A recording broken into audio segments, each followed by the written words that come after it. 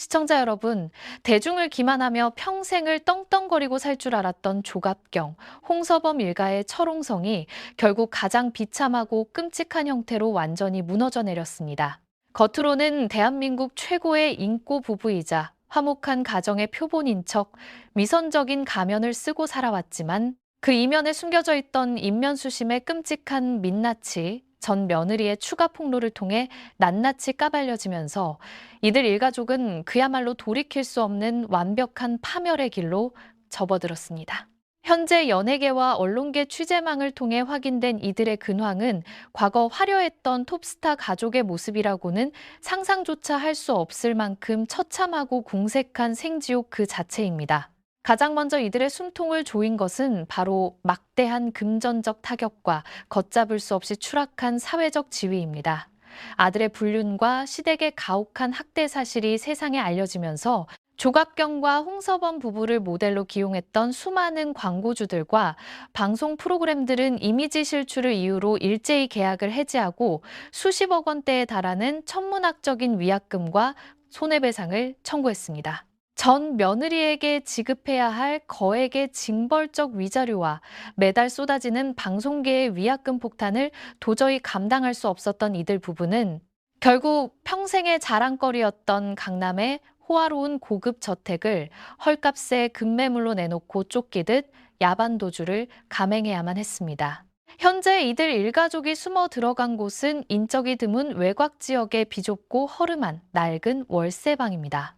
곰팡이가 슬고 찬바람이 스며드는 그 비참한 새방 안에서 한때 연예계를 호령하던 이 로열 패밀리는 이제 빚쟁이들의 눈을 피해 서로의 얼굴을 원망스럽게 노려보며 지옥 같은 하루하루를 연명하고 있습니다. 특히 가정을 파탄낸 원흉인 아들의 처지는 그야말로 인과응보의 표본입니다.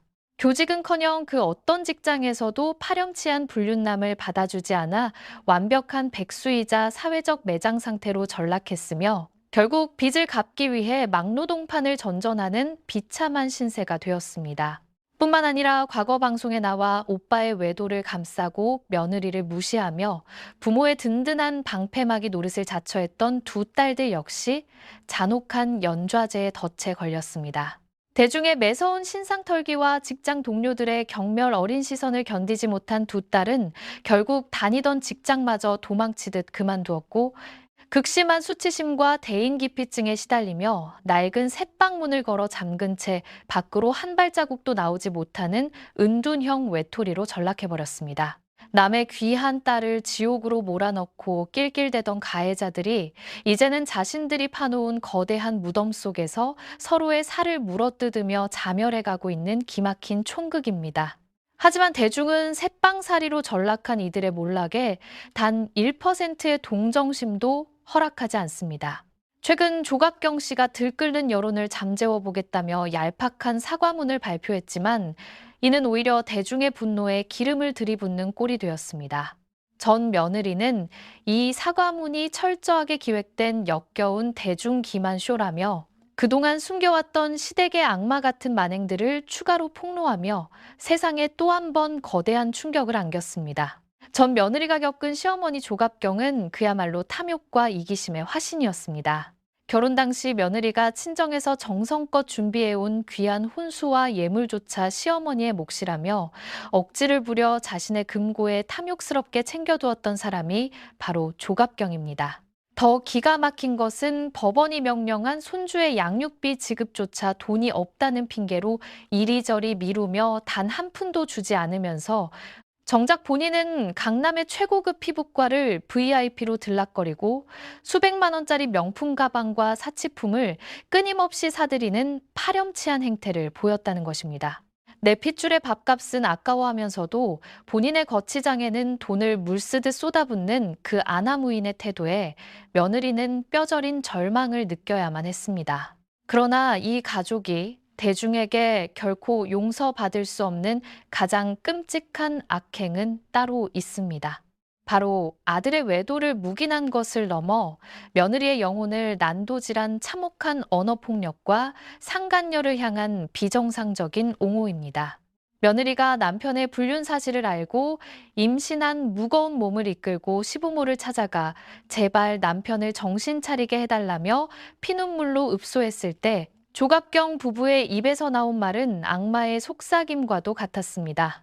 그들은 외도한 아들의 뺨을 때리기는커녕 며느리를 벌레 보듯 쳐다보며 어차피 이혼할 거면 네, 뱃속에 있는 그 애한테 우리 자랑스러운 홍시성은 절대 붙일 생각하지 마라라는 끔찍한 저주를 퍼부었습니다. 생명을 품은 며느리의 배에 대고 핏줄마저 부정해버린 이 소름 돋는 폭언은 한 인간이 다른 인간에게 가할 수 있는 가장 잔인한 정신적 살인이었습니다.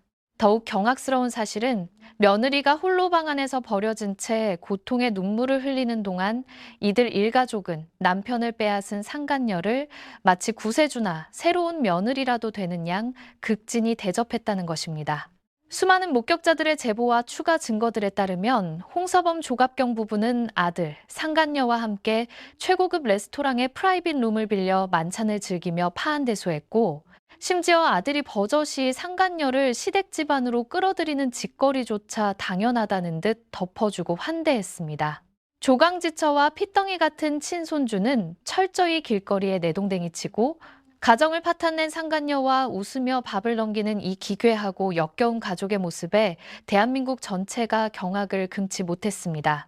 그런데 여러분, 여기서 우리는 하나의 근본적인 의문에 직면하게 됩니다. 도대체 왜, 무엇 때문에 조갑경 씨는 아들의 그 끔찍한 외도를 그토록 너그럽게 포용하고 상간녀를 적극적으로 감쌌던 것일까요? 며느리를 그토록 증오하며 내쫓으려 했던 진짜 이유가 무엇일까요? 최근 전 며느리가 모든 것을 내려놓고 작심한 듯 터뜨린 메가톤급 추가 폭로에서 우리는 그 소름 돋는 해답의 실마리를 마침내 찾을 수 있었습니다.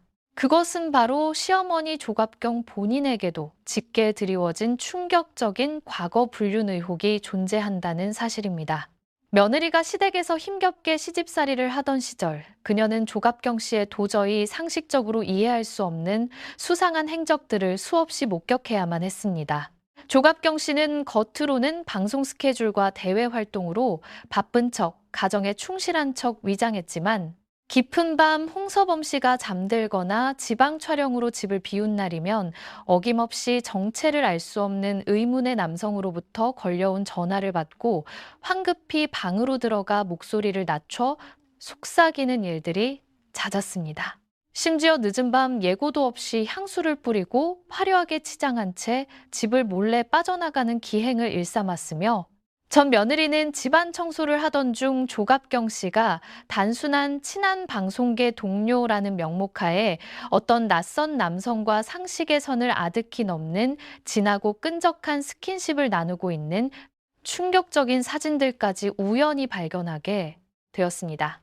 며느리가 이 불길하고 더러운 비밀의 꼬리를 밟기 시작하자 조갑경 씨는 자신의 치부가 세상에 드러날까봐 극도의 불안감에 휩싸였고 결국 입막음을 위해 며느리를 집안에서 완전히 도려내기로 결심한 것입니다.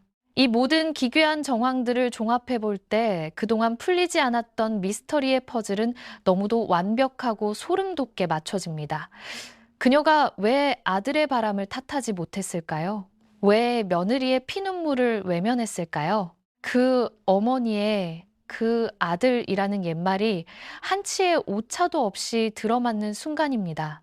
본인 역시 과거의 배우자를 기만하고 씻을 수 없는 부적절한 관계를 맺었거나 최소한 그에 준하는 지독한 도덕적 결함을 가지고 있었기 때문입니다.